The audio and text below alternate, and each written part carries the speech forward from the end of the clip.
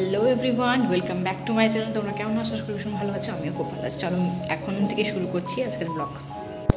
মেয়ে গেছে টিউশন, আজকে হাজব্যান্ড নিয়ে গেছে টিউশন ওকে। এখন আমি ওকে আনতে যাচ্ছি। এখন বাজে 5:10। অটো ধরবো, অটো ধরেই যাবো। আজকে হাঁটা হলো না, কাজ করতে একটু দেরি হয়ে গেল।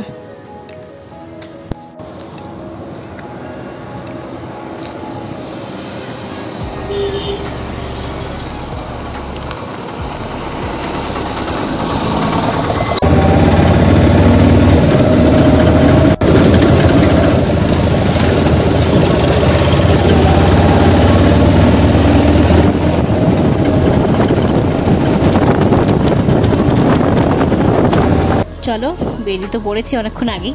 তো আজকের ভিডিওটা কিন্তু শুরু করা হয়নি সকাল থেকে। তো টুকটাক রান্নাবান্না সমস্ত কিছু ঘরের কাজ করতে করতে সত্যি দেরি হয়ে গেছে। অনেক কিছু কাপড় কাছাকাছি হয়েছে, প্রায় 2 বালতি কাপড় কাচা হয়েছে, ওই জন্যই ভুলে গেছি আর কি।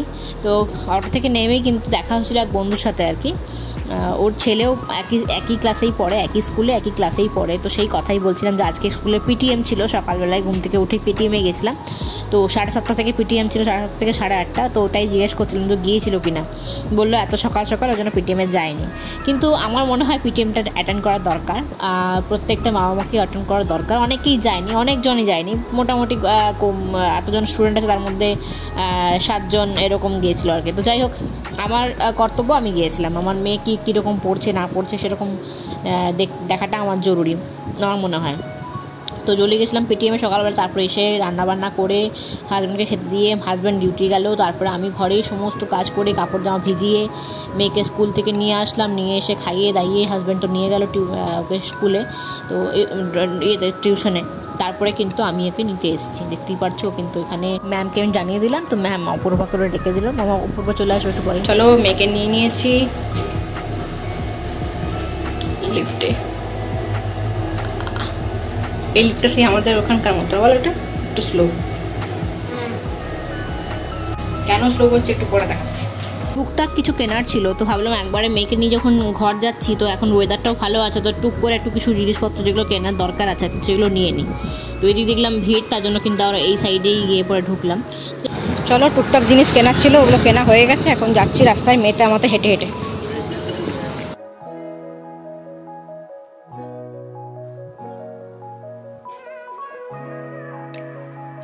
কারণটা হচ্ছে আমাদের এই লিফটটা অনেক ফাস্ট, আর এই যে লিফটটা খুব স্লো। ওটাই বলছিলাম মেয়েকে যে এই দেখো লিফটটা টিপলে অনেকক্ষণ পর খুলবে, দেখছো? তো ওটার জন্যই বলছিলাম মেয়েকে যে আমাদের লিফটটার মতো।